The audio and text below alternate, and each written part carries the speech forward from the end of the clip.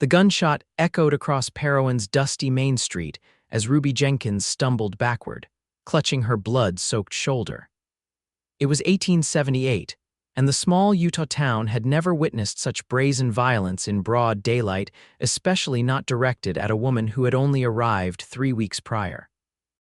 As she collapsed against the weathered boardwalk outside the general store, whispers already raced through the gathering crowd about the mysterious scarred woman who'd kept to herself since her arrival.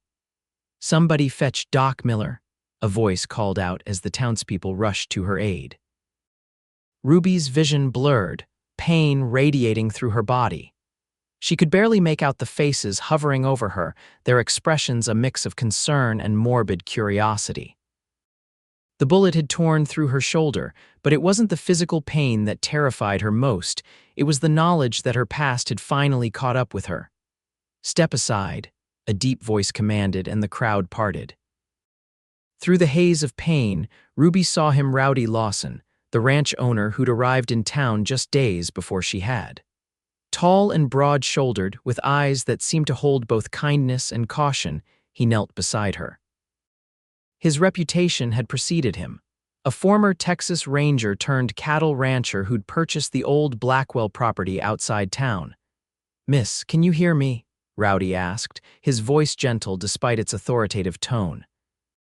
Ruby tried to turn away, acutely aware of the scarring that marked the left side of her face, a cruel reminder of the fire that had claimed her family's home back in Missouri.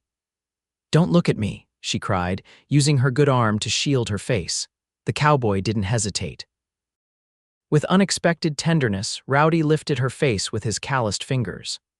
"I see only beauty," he said, his eyes meeting hers without flinching. In that moment, with blood seeping through her dress and pain clouding her thoughts, Ruby didn't believe him.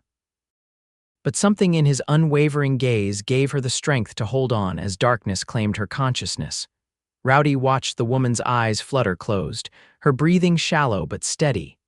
He'd seen enough gunshot wounds to know this one, while serious, wouldn't kill her if treated quickly. What troubled him more was the calculated nature of the shooting, a single shot from a distance, the shooter vanishing before anyone could identify them. "Doc's coming," someone shouted. "She needs to be moved somewhere safe," Rowdy said, already calculating the risk. Whoever shot her might return to finish the job. Without waiting for the crowd's approval, he carefully lifted the unconscious woman into his arms. "Take her to the hotel," suggested Mrs. Holloway, the mayor's wife. Rowdy shook his head. "No, I'm taking her to my ranch. It's more defensible." His decision raised eyebrows, but no one challenged him. His reputation carried weight, even in a town where he was still considered an outsider. Dr. Miller arrived, breathless from his hurried walk. "Gunshot, let me see." He examined the wound quickly. "Clean through the shoulder, she's lucky." "I'm taking her to my place," Rowdy informed him. "Can you follow?" The doctor nodded. "I'll gather my supplies and be right behind you." As Rowdy carried Ruby to his waiting wagon, he couldn't help but notice how light she felt in his arms, as if life had already taken too much from her. Her face, partially marred by burned scars that extended from her left cheek down her neck, showed signs of a beauty that tragedy had tried to erase. But there was something else, a strength that lingered even in unconsciousness. "Who are you, Miss Jenkins?" he murmured as he placed her carefully in the wagon bed, cushioning her with blankets. "And who wants you dead?" The ride to Rowdy's ranch was tense, every jolt of the wagon drawing pained moans from Ruby. Rowdy drove as carefully as possible along the rutted dirt road, his eyes constantly scanning their surroundings for any sign of danger. His ranch house came into view after 20 minutes, a sturdy 2-story structure built from local pine and stone. It wasn't extravagant, but it was solid and defensible with clear sightlines in all directions. 2 of his ranch hands, alerted by the unusual midday arrival, came out to meet him. "Boss, what's happened?" asked Frank, his foreman, shooting in town. "This lady needs help and might still be in danger." Rowdy kept his explanation brief. "Frank, keep an eye out for the doctor. He's following behind. Miguel, help me get her inside." They carried Ruby into the house and placed her in the guest bedroom. Rowdy's housekeeper, Mrs. Perez, an older Mexican woman who had worked for the previous owner, gasped when she saw the bloodied woman. "Dios mío, what happened to this poor girl?" Someone shot her in town. I need clean water and bandages until the doctor arrives. Mrs. Perez crossed herself but moved quickly to gather the needed supplies. While waiting for the doctor, Rowdy carefully removed Ruby's bloodied jacket, trying to maintain her modesty while assessing the wound. The bullet had entered the front of her shoulder and exited through the back, missing any vital organs but leaving considerable damage to muscle and tissue. Ruby stirred, her eyes opening briefly. Panic flashed across her face as she registered the unfamiliar surroundings and Rowdy's proximity. "Easy now," he soothed. "You're safe, you're at my ranch outside of town, the doctor's on his way." "Why?" she whispered, her voice barely audible. "Why did you help me?" Before Rowdy could answer, Dr. Miller entered the room carrying his medical bag. "Good, she's conscious, that's encouraging." He set his bag down and rolled up his sleeves. "I'll need to clean and dress the wound. Mr. Lawson, perhaps you could step outside." Rowdy nodded and moved toward the door, but Ruby's good hand shot out and grasped his wrist with surprising strength. "Stay," she pleaded, fear evident in her eyes. "Please." Something in her desperate expression made it impossible for Rowdy to refuse. He nodded and positioned himself at the head of the bed where he could provide comfort without interfering with the doctor's work. "This will hurt, Miss Jenkins," Dr. Miller warned as he prepared to clean the wound. Ruby's grip on Rowdy's hand tightened as the doctor began his work, but she didn't cry out. Her jaw clenched and tears streamed silently down her face, but she endured the painful process with remarkable fortitude. "You've got grit, Miss Jenkins," Rowdy observed softly. "Ruby," she whispered through clenched teeth. "My name is Ruby, Ruby," he repeated. "I'm Rowdy Lawson." A ghost of a smile touched her lips despite the pain. "Rowdy, is that what your mama named you?" he chuckled. "Roland, actually, but no one's called me that since I was knee-high to a grasshopper." Their conversation provided a welcome distraction as doctor. Miller finished cleaning the wound and began stitching it closed. By the time he was bandaging her shoulder, Ruby had drifted back into unconsciousness, her body surrendering to the trauma and exhaustion. "She'll need rest and careful monitoring," Dr. Miller instructed as he packed up his supplies. "The wound should be cleaned and redressed daily. Keep watch for fever or signs of infection. I'll come back tomorrow to check on her." "Thank you, Doc." "Mr. Lawson," the doctor hesitated. "You should know that Sheriff Taylor will want to investigate this shooting. And there's already talk in town about your involvement." Rowdy's expression hardened. "My involvement? Taking an unmarried woman to your home. People talk. Let them talk.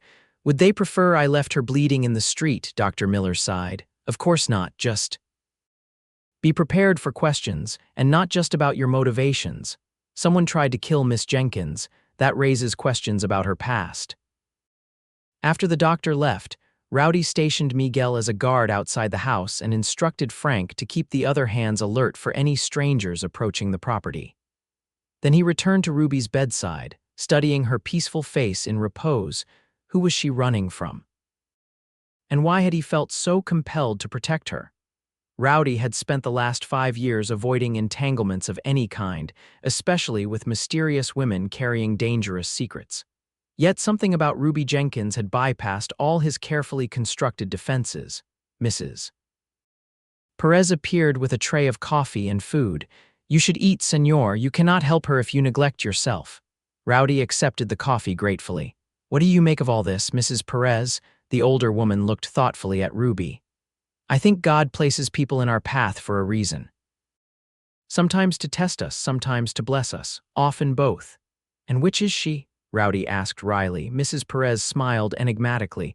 "That, senor, remains to be seen." As night fell, Rowdy settled into a chair beside Ruby's bed, his revolver within easy reach. Whatever storms had followed this scarred woman to Parowan, they would have to go through him to reach her now.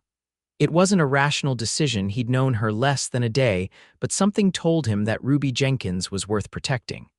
And Rowdy Lawson had learned long ago to trust his instincts. Ruby woke to unfamiliar surroundings and searing pain. Moonlight streamed through half-drawn curtains, illuminating a simple but comfortable bedroom. As consciousness fully returned, so did the memory of the shooting and the mysterious cowboy who had come to her aid. She turned her head slowly and found him there, Rowdy Lawson, dozing in a chair beside her bed, his long legs stretched out before him and his hat tipped low over his eyes. A revolver rested on his lap, his hand positioned to grab it at a moment's notice. Even in sleep, he looked formidable. Ruby studied him carefully. In his early 30s, she guessed, with the weathered complexion of a man who'd spent his life outdoors. His dark hair curled slightly where it met the collar of his shirt, and a few days' worth of stubble shadowed his strong jaw. He wasn't classically handsome, but there was something compelling about his face character etched into every line. As if sensing her scrutiny, Rowdy stirred and lifted his hat. Their eyes met across the shadowy room. "You're awake," he observed, his voice husky with sleep. "How's the pain?" "Manageable," Ruby lied, unwilling to appear weak. She tried to shift position and couldn't suppress a gasp of pain. Rowdy rose immediately. "Doc left some laudanum for you." He poured a small dose into a glass of water and helped her drink it. "Thank you," she murmured, embarrassed by her dependence. "For everything," he nodded, studying her with those penetrating eyes that seemed to see too much. "Think you could manage some broth? Mrs. Perez keeps a pot simmering." At the mention of food, Ruby realized she was ravenous. "Yes, please." While Rowdy stepped out to fetch the broth, Ruby attempted to gather her scattered thoughts. She needed to leave Parowan immediately. Jasper Burke had found her, just as she'd feared he would. The shooting had been a warning, a reminder that he could reach her anywhere. And now she'd inadvertently drawn this stranger, this Rowdy Lawson, into her dangerous world. Rowdy returned with a tray holding a steaming bowl of broth and some soft bread. He set it on the bedside table and helped Ruby into a more upright position, propping pillows behind her back. The simple movement sent waves of pain through her injured shoulder. "The doctor said the bullet missed anything vital," Rowdy informed her as he placed the tray across her lap. "Clean through the shoulder. You'll have full use of your arm once it heals." Ruby took a spoonful of the rich broth, savoring its warmth. "I need to leave as soon as possible," she said without preamble. Rowdy's expression remained neutral. "That would be unwise. You've lost blood, and traveling with that injury could open the wound. I don't have a choice." "Because of whoever shot you," Ruby avoided his gaze, focusing on her broth. "Sheriff Taylor will be coming by tomorrow to ask questions," Rowdy continued. "He'll want to know who might want you dead." "I can't talk to the sheriff." Rowdy leaned forward, his elbows on his knees. "Ruby, I can't help you if you don't tell me what kind of trouble you're in." "I never asked for your help," she said sharply, then immediately regretted her tone. "I'm sorry, you've been kind and I'm grateful, but the best thing you can do for both of us is let me leave as soon as I'm able." "And go where?" "Back to whoever gave you those scars." Ruby flinched as if he'd struck her, her hand instinctively rising to the left side of her face. "The fire that gave me these scars killed my parents," she said, her voice tight. "It has nothing to do with what's happening now." Rowdy had the decency to look remorseful. "I apologize, that was uncalled for." An uncomfortable silence fell between them. Ruby finished her broth, her appetite diminished by the tension. Rowdy took the tray when she was done, but instead of leaving, he sat back down. "Let me tell you a story," he began, his deep voice filling the quiet room. 5 years ago, I was a Texas Ranger tracking a gang of cattle rustlers. I cornered one of them in a saloon in El Paso. Turned out he was just a kid, barely 16, scared out of his mind. I hesitated when I should have been cautious. He absently rubbed his side. Got a knife between my ribs for my trouble. Would have died if my partner hadn't been there. The point is, I learned the hard way that showing mercy doesn't mean letting down your guard. And sometimes accepting help is the strongest thing you can do." Ruby studied his face, sensing there was more to the story than he was telling. "What happened to the boy?" A shadow crossed Rowdy's face. "My partner shot him dead. I'm sorry. I quit the Rangers a month later. Couldn't stomach that kind of justice anymore." He stood up, stretching his tall frame. "Get some rest. Whatever decisions need making can wait till morning." As he reached the door, Ruby called softly, "Mr. Lawson." He turned. Rowdy, she amended. "Thank you for not looking away." "From these," she gestured to her scars, his expression softened. "Like I said, Ruby, I see only beauty." After he left, Ruby stared at the ceiling, fighting tears. It had been so long since anyone had truly looked at her without pity or disgust.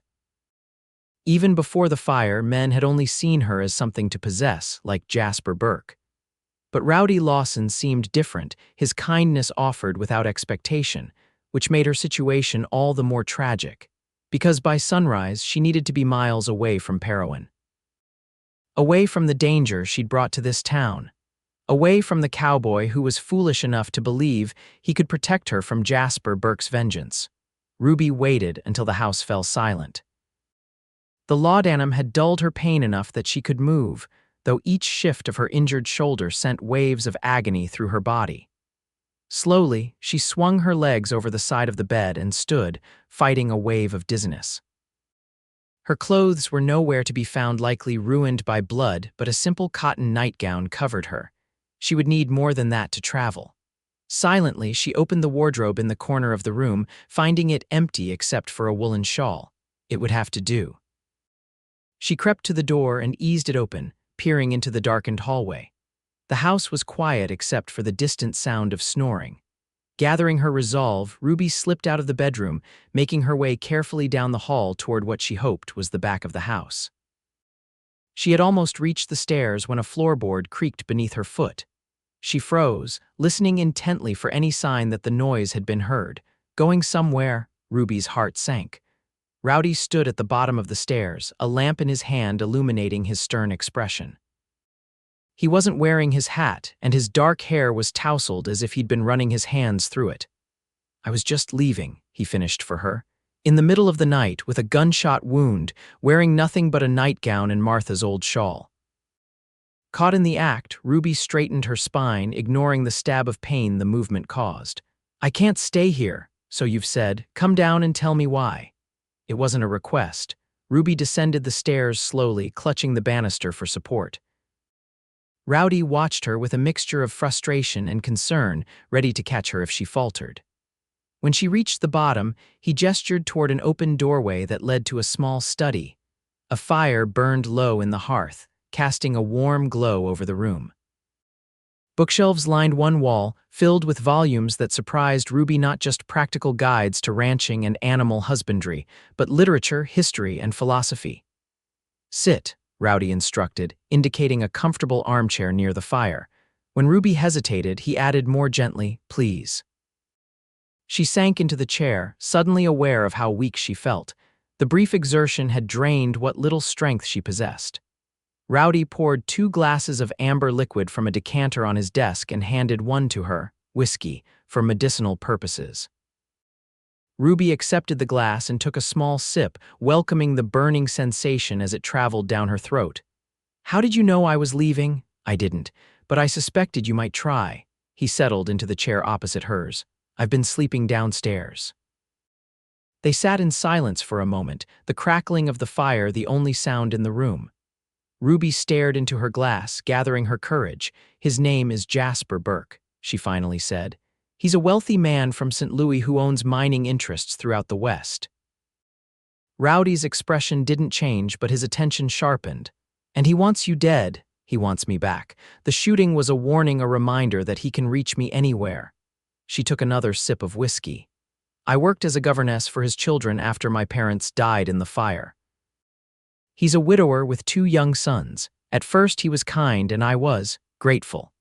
When he began to show interest in me beyond my role as governess, I was flattered." Ruby's fingers tightened around the glass, but there was another side to him, controlling, possessive.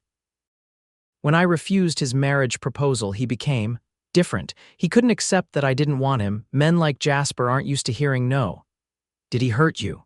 Rowdy's voice was dangerously quiet. "He tried. I escaped before he could do worse than this." She touched a faint scar along her jawline, separate from her burned scars. "But he's been hunting me ever since. I've moved 4 times in the past year. I thought a small town like Parowan, so far from his usual territory, might be safe. And now I know better. He has money and connections.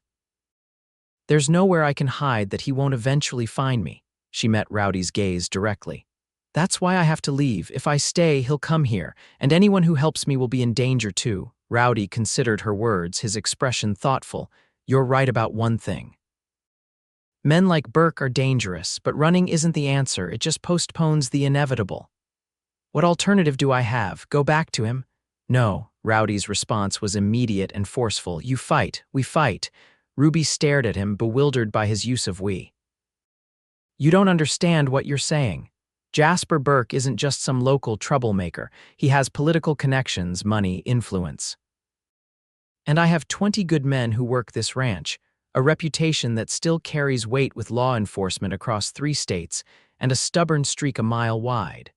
Rowdy leaned forward. Burke isn't the first powerful man to think he could own another human being, and he won't be the last. But I've spent my life standing against men like him, and I'm not about to stop now. Why? Ruby asked, genuinely perplexed. Why would you risk yourself for a stranger? Rowdy's gaze was steady. Maybe because I'm tired of seeing good people crushed by those with power. Maybe because everyone deserves a defender, or maybe. He paused, seeming to choose his next words carefully. Maybe because from the moment I saw you, I knew you were someone worth fighting for. The sincerity in his voice left Ruby speechless. No one had ever offered to stand beside her to share her burden. It was so tempting to believe that with Rowdy Lawson's help, she might finally be free of Jasper's shadow. But hope was a dangerous luxury she couldn't afford. You can't win against him, she said softly. We won't know until we try. Rowdy stood and moved to stoke the fire. First thing tomorrow, we'll talk to Sheriff Taylor, make everything official. If Burke's man is still in town, we'll find him, and then we'll send a message back to Burke himself. What kind of message? Rowdy's smile held no humor. That Ruby Jenkins is under my protection now, and if he wants to get to you, he'll have to come through me first. The conviction in his voice sent a strange warmth through Ruby's chest, a feeling so unfamiliar that it took her a moment to recognize it as hope. But fear followed quickly on its heels. You could die, she whispered. Because of me. Rowdy returned to his chair, his expression softening. Ruby, I've been living with one foot in the grave since I left Texas. Maybe it's time I found someone worth living for instead of just existing. The intensity of his gaze made her look away. You don't even know me. I know enough. He finished his whiskey and set the glass aside. I know you're brave enough to leave everything behind to escape a man who tried to possess you. I know you've endured pain that would have broken most people. And I know that, despite everything you've been through, you're more worried about putting me in danger than about your own safety. Ruby felt her defenses beginning to crumble. The idea of not running, of standing her ground with this man beside her, was almost too tempting to resist. And if this ends badly, then we'll face it together. Rowdy rose and offered her his hand. But it starts with you staying here, healing and trusting me to help you. Ruby looked at his outstretched hand, calloused, strong, and offered freely without demands or conditions. Slowly, she placed her smaller hand in his. All right, she agreed, her voice barely audible. I'll stay. Rowdy's fingers closed gently around hers, warm and reassuring. Good, now let's get you back to bed before you collapse. We've got a fight ahead of us and you'll need your strength. As he helped her back up the stairs, Ruby felt something she hadn't experienced in years, a fragile, tentative sense of belonging. It was dangerous, perhaps even foolish, to let herself feel such things. But as Rowdy guided her back to the bedroom and ensured she was comfortable before bidding her goodnight, Ruby allowed herself to imagine, just for a moment, what it might be like to stop running. To have a home, to be safe, and perhaps most dangerous of all, to be loved. Sheriff James Taylor arrived at the Lawson Ranch shortly after breakfast the next morning. Ruby, feeling stronger after a night's rest, insisted on dressing properly to meet him. Mrs. Perez had provided one of her daughters dresses a simple blue calico that needed only minor adjustments to fit Ruby's slender frame. You don't have to do this if you're not ready, Rowdy told her as they waited in the parlor for the sheriff. Ruby smoothed her skirts nervously. No, you were right. Running isn't the answer. It's time I stood my ground. The sheriff was a stocky man in his 50s with a salt and pepper mustache and shrewd eyes that missed nothing. He removed his hat upon entering, nodding respectfully to Ruby before turning his attention to Rowdy. Lawson, quite a stir you caused in town yesterday. The stir was caused by someone shooting an unarmed woman in broad daylight, Sheriff, Rowdy replied evenly. I just provided the aftermath. Sheriff Taylor conceded the point with a tilt of his head. Miss Jenkins, how are you feeling today? Better, thank you, Ruby answered. And grateful to be alive. Mind telling me what happened? Ruby recounted the events leading up to the shooting, how she'd been leaving the general store when she felt the bullet strike her shoulder. I didn't see who fired the shot. And you have no idea why someone would want to harm you. This was the moment of truth. Ruby glanced at Rowdy, who gave her an encouraging nod. Taking a deep breath, she told the sheriff everything about Jasper Burke, his obsession with her, her flight from St. Louis, and the pattern of harassment that had followed her across several states. Sheriff Taylor listened without interruption, his expression growing increasingly grave. When she finished, he removed a small notebook from his pocket and jotted down a few notes. "This Burke fellow sounds like trouble," he said finally, "but what you're describing, a man of his stature pursuing a former employee across state lines, that's hard to prove without evidence." "I have evidence," Ruby said quietly. She rose and retrieved a small pouch from her room. From it, she withdrew several folded papers. "These are letters he sent to the last 2 towns where I stayed. They're disturbing. And this," she handed over a newspaper clipping, "is a report of a fire that destroyed the boarding house where I was staying in Colorado Springs, just days after I fled. 2 people died in that fire." The sheriff examined the letters, his eyebrows rising as he read. "These are threatening, all right, and signed with his name. Jasper is arrogant," Ruby explained. "He doesn't believe the law applies to him. He's never faced consequences for anything." "Do you believe the man who shot you works for Burke?" the sheriff asked. "I'm certain of it. It's his pattern: send someone ahead to find me, then frighten me into returning to him voluntarily." Sheriff Taylor tucked the letters into his pocket. "I'll keep these safe, and I'll telegraph the federal marshal in Salt Lake City. This crosses state lines, which could make it a federal matter." "And in the meantime," Rowdy pressed, "what about whoever shot Miss Jenkins? He's still out there." "I'll look into it. Ask around about strangers in town." The sheriff rose to leave. "Miss Jenkins, you should stay here for now. Lawson's place is more defensible than anywhere in town, and you'll be safer with his men around." After the sheriff departed, Rowdy found Ruby on the front porch, staring out at the mountains that surrounded the valley. She looked small and vulnerable, yet there was a new resolve in her posture. "You did well," he told her, joining her at the railing. "That took courage." "I'm tired of being afraid," she admitted. "Tired of running."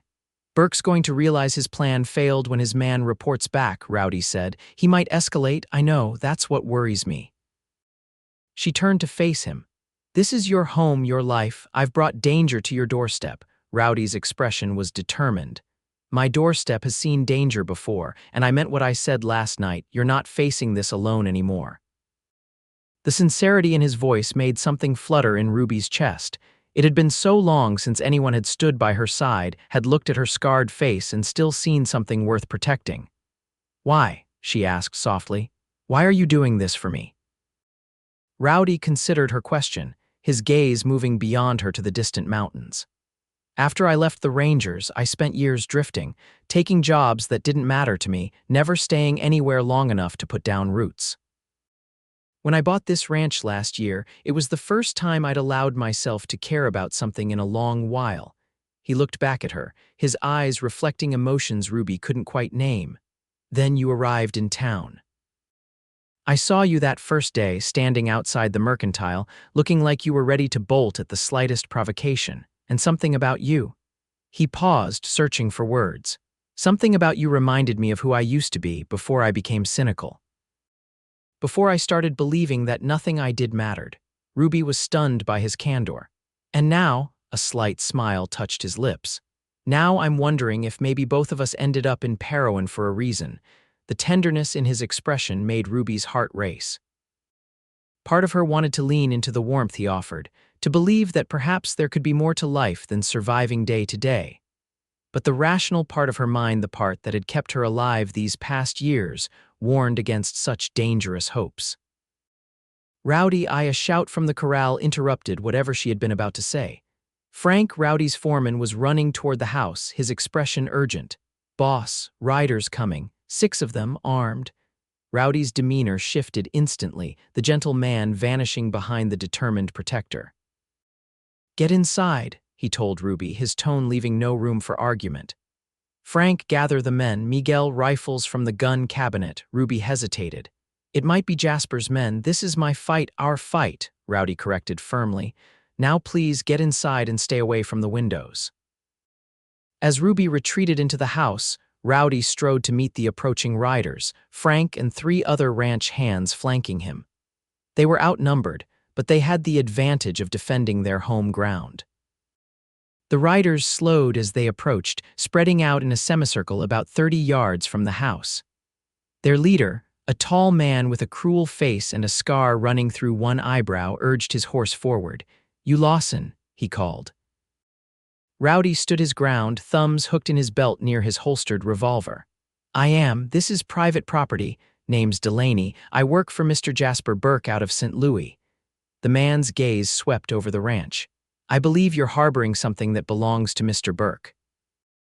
"There's nothing here that belongs to your boss," Rowdy replied evenly.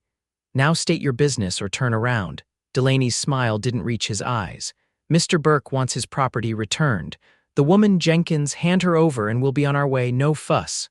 "Miss Jenkins isn't property." "She's under my protection." "Protection?" Delaney laughed, a harsh sound that held no humor. "You've got what, 4 men? We could burn this place to the ground. You could try." Rowdy's voice was deadly quiet, "but I guarantee some of you wouldn't live to see the flames." The tension between the 2 groups was palpable. Delaney's men shifted in their saddles, hands hovering near their weapons. Rowdy and his ranch hands remained still, ready but not initiating.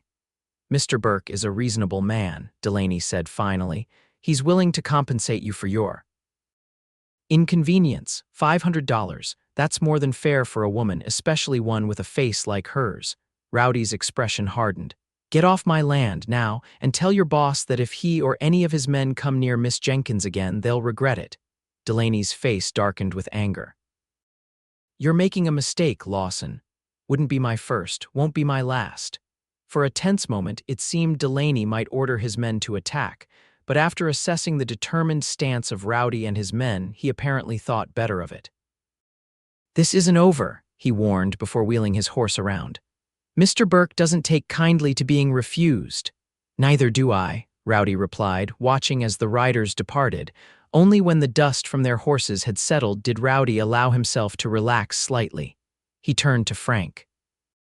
"Double the guards tonight. No one approaches without being spotted." Frank nodded. "They'll be back, boss." "I know." Rowdy glanced toward the house, where he could see Ruby watching from the window despite his instructions to stay away. "But we'll be ready." Inside, Ruby was trembling with a mixture of fear and fury. She had heard every word of the exchange, how Delaney had referred to her as property, how he had dismissed her worth because of her scars, how casually he had threatened violence. But what had shaken her most was Rowdy's unflinching defense, his refusal to yield even when faced with superior numbers. When he entered the house, she confronted him immediately. "They'll come back with more men. You should have let me go with them." "That wasn't an option." "Rowdy, be reasonable. This is Jasper Burke we're dealing with. He has resources, connections. He won't stop until he gets what he wants. Then he's in for a disappointment." Rowdy moved past her to the gun cabinet, checking the remaining rifles, because what he wants isn't his to take. Ruby followed him, frustration mounting. "I'm not worth dying for." Rowdy turned to face her, his expression intense. "That's where you're wrong, Ruby. Everyone is worth fighting for. Everyone deserves the right to choose their own path, even if that choice puts others at risk, even then." He stepped closer, his voice softening. "I'm not asking you to stay for my sake. If you truly want to leave, I won't stop you. But don't go because you think it's the only way to protect me or this ranch. That's my decision to make." Ruby stared up at him, conflicted. No one had ever stood up for her the way Rowdy Lawson had. No one had ever made her feel that her freedom, her choices, mattered more than convenience or safety. It was intoxicating and terrifying in equal measure. "I don't want anyone hurt because of me," she whispered. Rowdy's gaze was steady. "And I don't want to live knowing I let fear dictate my actions. So where does that leave us?" Ruby took a deep breath, making the hardest decision of her life. "It leaves us standing our ground." A slow smile spread across Rowdy's face, transforming his features. For the first time since she'd known him, he looked truly at peace. Together, he agreed. Together, Ruby echoed, and in that moment, she felt something shift between them, a connection deeper than circumstance, stronger than fear. Whatever came next, they would face it as one. Over the next few days, the ranch transformed into a fortress. Rowdy's men constructed additional barriers at strategic points, established regular patrols, and prepared for the possibility of a siege. Sheriff Taylor visited twice, bringing news that the federal marshal would arrive within the week and that he had telegraphed authorities in St. Louis regarding Jasper Burke's activities. Despite the constant threat hanging over them, Ruby found herself settling into life at the ranch. Her shoulder was healing well, and Dr. Miller, during his visits to check on her, remarked on her resilience. Mrs. Perez taught her to make tortillas in the kitchen. The ranch hands tipped their hats respectfully when they saw her, and gradually, Ruby began to feel less like an intruder and more like part of the household. But it was her time with Rowdy that transformed her most profoundly. Each evening, they would sit in his study, sometimes talking late into the night. He told her of his childhood in Texas, his years as a ranger, the incident that had led to his resignation and his wandering afterward. In turn, she shared stories of her life before the fire, her parents, their small farm in Missouri, her dreams of becoming a teacher someday. "Why didn't you?" Rowdy asked one evening as they sat beside the fire. "Become a teacher, I mean." Ruby's fingers traced the scarring on her face. "After the fire, I thought, who would want their children taught by someone who looked like this? Children see more clearly than adults sometimes," Rowdy observed. "They might stare at first, but they'd soon see past the scars to the person beneath." "Is that what you do?" Ruby asked, emboldened by the intimacy of the moment. "See past them," Rowdy considered her question carefully. "I see them, Ruby. They're part of you, part of your story, but they don't define you any more than my scars define me." He unconsciously touched his side where the knife had entered years before. "The difference is, yours can be hidden," Ruby pointed out, "and yours are a testament to your survival." Rowdy leaned forward, his gaze intense. "When I look at you, I see a woman of extraordinary courage. A woman who endured fire and emerged stronger. A woman who refuses to be owned or controlled. That's what I see when I look at you, Ruby Jenkins." His words washed over her like a cleansing rain, dissolving years of shame and self-consciousness. In that moment, sitting across from this man who truly saw her, Ruby felt a dam break within her heart. Tears spilled down her cheeks, but they were tears of release, not sorrow. Rowdy moved to kneel beside her chair, taking her hands in his. "I didn't mean to upset you." Ruby shook her head, smiling through her tears. "You didn't. It's just, no one has ever looked at me the way you do." "Then they were fools," he said simply. The tenderness in his voice drew her forward. Almost without conscious thought, Ruby leaned in, closing the distance between them. Their lips met in a gentle kiss, tentative at first, then deepening as Rowdy responded, his hands moving to cradle her face with exquisite care. When they finally drew apart, both were breathless. Ruby's heart pounded against her ribs, and a flush had spread across Rowdy's cheekbones, visible even in the dim firelight. "I shouldn't have," Ruby began, suddenly uncertain. "Don't," Rowdy interrupted gently. "Don't apologize for something I've been wanting since the moment you opened your eyes in that guest bedroom." The raw honesty in his admission left Ruby speechless. For years, she had believed herself undesirable, unworthy of love. Yet here was this remarkable man, looking at her as if she were the most precious thing he had ever beheld. "Rowdy, a sharp knock at the study door interrupted her. Frank stood in the doorway, his expression grim. "Boss, we've got trouble. Ryder just came in from town. Sheriff Taylor's been shot." The news struck like a physical blow. Rowdy rose swiftly, his demeanor shifting from tender to resolute in an instant. "How bad?" "Bad. Took a bullet in the gut. Doc's with him, but—" Frank left the implication hanging. "Who did it?" Ruby asked, dread forming a cold knot in her stomach. "Delaney," Frank confirmed. "Him and 2 others rode into town, called the sheriff out, and shot him when he appeared.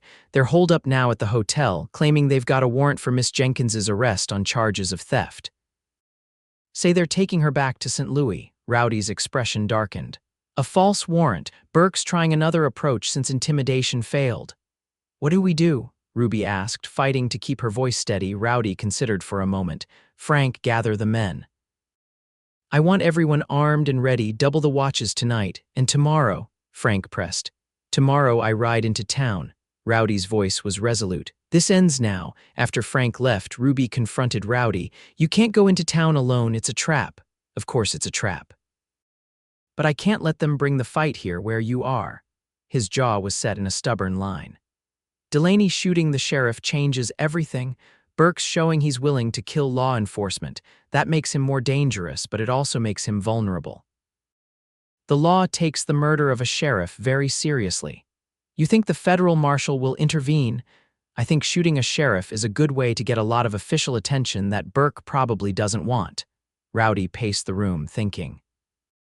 But the marshal won't be here for at least 2 more days. By then, Delaney could have half the town believing you're a criminal. So what's your plan? Rowdy stopped pacing, his expression determined. I'm going to offer Delaney a trade, me for you. What? Ruby's voice rose in alarm. No. That's suicide? Not if it's done right. Rowdy explained his thinking. Delaney wants to take you back to Burke. If I offer myself as a hostage instead, promising that you'll follow, it buys us time. Time for the marshal to arrive, time for the truth about Burke to spread. Delaney will never agree to that, and even if he did, he'd kill you the moment he had you in his power. Maybe, but Delaney's not calling the shots, Burke is, and Burke wants you alive and unharmed. That gives us leverage. Ruby shook her head vehemently. It's too dangerous. I won't let you sacrifice yourself for me, Ruby. Rowdy took her hands in his voice softening. Do you trust me? The question hung in the air between them. Did she trust him? This man who had protected her, defended her, seen past her scars to the woman beneath. This man who had awakened feelings in her that she'd thought long dead. Yes, she admitted. But that doesn't mean I'll stand by while you walk into danger. A smile touched Rowdy's lips. I wouldn't expect you to. That's why you're going to be part of the plan, too. As dawn broke over Parowan, Rowdy prepared to ride into town. Ruby watched from the porch as he checked his revolver and slid it into his holster, his movements deliberate and precise. The men know what to do, she asked. Rowdy nodded. Frank will bring you into town an hour after I leave. Miguel and the others will position themselves as we discussed. Ruby stepped closer, adjusting the bandana at his neck with trembling fingers. This is madness, you know. Most good plans are a little bit. He covered her hands with his. Ruby, if this goes wrong, it won't, she interrupted fiercely. But if it does, he persisted, I want you to know that these past days with you have been the most alive I've felt in years. Ruby's heart constricted painfully in her chest. Don't talk like that, like this is goodbye. Not goodbye, Rowdy assured her. Just in case. He leaned down and kissed her, a brief but intense meeting of lips that carried the weight of everything still unsaid between them. Then he mounted his horse and rode toward town, a solitary figure silhouetted against the rising sun. Ruby watched until he disappeared from view, her hand pressed to her lips where the warmth of his kiss still lingered. An hour later, as planned, Ruby rode into town with Frank. The streets of Parowan were unusually quiet, the normal bustle of morning activity subdued. People watched from doorways and windows as they passed, their expressions a mixture of curiosity and apprehension. News travels fast in a small town, Frank observed. Everyone knows about the sheriff. They hitched their horses outside the doctor's office first. Doctor. Miller met them at the door, his face haggard from a night without sleep. How is he? Ruby asked, holding on barely. The doctor ran a hand through his disheveled hair. The bullet perforated his intestine. I've done what I can, but infection is the real danger now. Can I see him, doctor? Miller hesitated. He's conscious but very weak. Keep it brief. Sheriff Taylor lay on a narrow bed, his skin ashen and damp with perspiration. His eyes fluttered open as Ruby approached, recognition dawning slowly. Miss Jenkins, he whispered, shouldn't be in town. I had to come. To tell you I'm sorry. The sheriff shook his head weakly. Not your fault, was doing my job. Ruby took his hand, mindful of the tubing that connected him to a bottle of fluid. I need to ask you something. The warrant Delaney claims to have, forgery, Taylor interrupted, his voice strengthening slightly with indignation. Saw it, poor imitation of federal documents. Thank you. Ruby squeezed his hand gently. Rest now, the federal marshal will be here soon. Outside, Frank was waiting with news. Rowdy's at the hotel. Delaney agreed to meet him. Ruby nodded, steeling herself. Then it's time for the next part of the plan. The Parowan Hotel stood at the end of Main Street, a two-story structure that represented the town's aspirations toward civilization. As Ruby and Frank approached, they could see two men standing guard outside, their hands resting on holstered weapons. "Remember," Frank murmured, "stick to the plan, no matter what happens." Ruby nodded, her throat too dry for speech. Inside the hotel, she knew Rowdy was facing Delaney, offering himself in her place. The thought made her stomach churn with fear, but she forced herself to focus on what needed to be done. They were stopped at the hotel entrance by one of Delaney's men. "That's far enough." "I'm here to see Delaney," Ruby announced, her voice carrying clearly.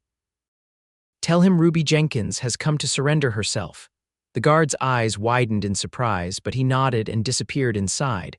Moments later, he returned with another man, both flanking Delaney himself, who emerged with a triumphant smile. "Well, well." The scarred little bird returns to her cage. Delaney's gaze raked over Ruby with undisguised contempt. "Where's Lawson? Tired of playing protector?" "He's inside," the guard informed him. "In the dining room like you ordered." Delaney's smile widened. "Perfect, now I have you both." "Mr. Burke will be pleased." "Let Rowdy go," Ruby demanded. "You have what you want me. There's no need to involve him further." "Oh, but there is." Delaney gestured for his men to seize Ruby. "Lawson made this personal when he refused Mr. Burke's generous offer. He needs to learn what happens to men who interfere in Mr. Burke's affairs." As the men moved toward Ruby, a commotion broke out further down the street. Shouts and the sound of running feet drew everyone's attention. One of Delaney's men appeared, breathless. "Boss, federal marshals." "A whole damn posse of them, riding in from the north." Delaney's expression contorted with fury. "Impossible, they weren't due for days." "It's true, I counted at least 10 men, all wearing badges." Confusion and alarm rippled through Delaney's group. In that moment of distraction, Frank gave Ruby a subtle nod.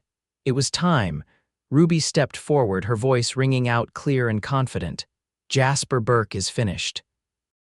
The federal authorities have evidence of his crimes: the arson in Colorado Springs, the attempted murder of Sheriff Taylor, the forged warrants. It's over, Delaney."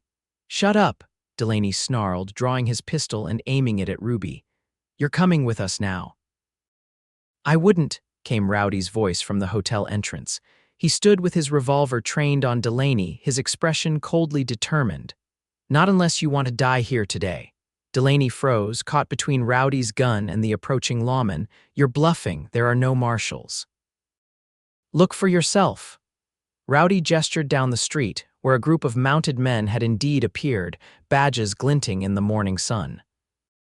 But Ruby, standing closer to Rowdy, could see what Delaney could not. These weren't federal marshals at all, but Rowdy's ranch hands, borrowed badges pinned to their vests.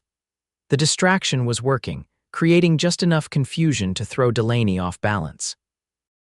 Delaney, realizing he was trapped, made the desperate choice Ruby had feared. He lunged for her, grabbing her roughly and pressing his gun to her temple. "Back off, Lawson, or I'll put a bullet in her pretty scarred face." Time seemed to slow. Ruby could feel Delaney's arm across her throat, the cold metal of his gun against her skin. She could see the flash of murderous rage in Rowdy's eyes, the subtle shift of his weight as he prepared to act. And she knew, with sudden clarity, that this was her moment to prove she was not a victim, not anymore. With all her strength, Ruby drove her elbow into Delaney's ribs, simultaneously twisting away from the gun. The movement was enough to throw off his aim, his shot going wild as Rowdy fired in the same instant. Delaney crumpled to the ground, blood blossoming across his chest. The remaining men, seeing their leader fall and believing themselves surrounded by federal agents, threw down their weapons in surrender. Within minutes, the real sheriff's deputies had arrived, alerted by the gunshots, and took control of the situation. Ruby stood in the aftermath, shaking but unharmed. Rowdy crossed the distance between them in 3 long strides, gathering her into his arms. "You could have been killed," he murmured against her hair, "So could you," she countered, clinging to him as if he might disappear. "But we weren't." "We won." Rowdy pulled back slightly, his eyes searching hers. "It's not over yet. Burke is still out there. But he'll know now. Know that I'm not alone anymore, that I have someone willing to fight for me." The pride in Rowdy's expression warmed her from within. "You fought for yourself today, Ruby. That was all you." She smiled up at him, feeling truly free for the first time in years. "Maybe, but I wouldn't have had the courage without you believing in me first." Around them, the town of Parowan buzzed with activity as the truth of Delaney's deception spread. The real federal marshal would arrive in 2 days, bringing with him the authority to investigate Jasper Burke's criminal activities across state lines. But for now, the immediate danger had passed. "Take me home," Ruby said softly, surprising herself with the ease with which she referred to Rowdy's ranch as home. Rowdy's smile deepened, reaching his eyes and transforming his rugged features. "Home," he agreed, taking her hand in his. "That sounds just about perfect." The weeks that followed brought significant changes to Ruby's life. True to Rowdy's prediction, the shooting of Sheriff Taylor, who survived, though he would walk with a limp for the rest of his days, and the forged federal warrant prompted a thorough investigation of Jasper Burke's activities. The federal marshal uncovered evidence of not only harassment and intimidation, but also bribery of officials, arson, and conspiracy to commit murder. Burke was arrested in St. Louis, his empire crumbling as associates rushed to testify against him in exchange for leniency. Ruby testified as well, traveling to Salt Lake City with Rowdy by her side. Standing in the federal courtroom, recounting the years of fear and flight, she found strength in Rowdy's unwavering presence. When it was over, when justice had finally been served, they returned to Parowan to home. Their relationship deepened with each passing day. Rowdy taught Ruby to ride properly, to shoot with accuracy, to navigate the wilderness surrounding the ranch. In turn, she brought warmth and laughter back into his life, organizing his chaotic bookshelves, teaching the children of his ranch hands to read, filling the house with flowers and music. They were married on a clear autumn day, with the mountains blazing red and gold around them. The entire town attended, along with the federal marshal who had become a friend, and even Sheriff Taylor, leaning heavily on his cane but beaming with approval. Ruby wore a simple white dress, her scarred face uncovered and radiant with happiness. Rowdy couldn't take his eyes off her, his love evident in every glance, every touch. "I never thought I'd have this," Ruby confessed as they danced under the stars, lanterns illuminating the ranch yard where tables had been set for the celebration. "A home, a future. Someone who sees me really sees me." Rowdy pulled her closer, his voice rough with emotion. "I see you, Ruby Lawson. I've seen you from the first moment, and I'll keep seeing you every day for the rest of our lives." "Don't look at me," she whispered, echoing her words from that first day, but now with a smile playing at her lips. Rowdy lifted her face gently with his fingers. "I see only beauty," he replied, sealing his promise with a kiss. 5 years later, Ruby stood on the porch of their expanded ranch house, watching Rowdy teaching their 4-year-old son, Samuel, to ride his first pony. Their 2-year-old daughter, Elizabeth, played at her feet, arranging wooden blocks with serious concentration. Ruby's hand rested on her swollen belly, where their third child grew. The years had brought changes to Parowan. The railroad had finally reached the town, bringing new settlers and opportunities. Ruby had fulfilled her dream of becoming a teacher, establishing a small school on the ranch for the children of workers and neighboring families. Her scars, once a source of shame, were now simply part of her story, a story of survival, courage, and love that she shared openly. Rowdy, seeing her on the porch, lifted Samuel from the pony and sent him running toward his mother. "Mama, I rode all by myself," the boy exclaimed, his face flushed with excitement. "I saw." Ruby knelt to embrace him, marveling at how he combined Rowdy's determined jaw with her own blue eyes. "You're very brave." "Like Papa," Samuel declared proudly, "and like Mama," Rowdy added, joining them and scooping Elizabeth into his arms. "Your Mama is the bravest person I know." Ruby smiled up at him, her heart full. The shadows of her past had long since receded, replaced by the bright reality of the life they had built together. A life where she was seen, valued, and loved not despite her scars, but with them as part of the whole, beautiful person she had become. "What are you thinking?" Rowdy asked, noticing her thoughtful expression. Ruby reached for his hand, interlacing their fingers. "I'm thinking about that day in town, how you lifted my face when I tried to hide, how you saw something in me that I couldn't see in myself." Rowdy's eyes softened with memory and love. "Best thing I ever did. For both of us," Ruby agreed. And as the sun set over the mountains that had witnessed their journey from strangers to family, she knew with absolute certainty that she had found not just a home or a husband, but her true place in the world, a place where she was always seen, always treasured, always loved. In the heart of the Wild West, against all odds, Ruby and Rowdy Lawson had discovered what truly mattered: the courage to stand their ground, the strength to face their fears, and the transformative power of seeing beyond appearances to the beauty that lies within. Their story, begun in danger and pain, had blossomed into something profound and enduring, a testament to the healing power of love and the indomitable spirit of those brave enough to reach for happiness, even when it seemed impossible. And in the years that followed, as their children grew and their ranch prospered, Ruby and Rowdy continued to face life's challenges together, their bond strengthened by the trials they had overcome. The scars they both carried, hers visible, his hidden, served as reminders not of what they had lost, but of what they had found in each other. Unconditional acceptance, unwavering support, and a love that saw past all barriers to the truth of who they were. It was a love born in the wild expanse of the western frontier, tested by danger and adversity, and ultimately triumphant, a love that began with a simple act of courage when a scarred woman cried, "Don't look at me," and a cowboy lifted her face and said, "I see only beauty."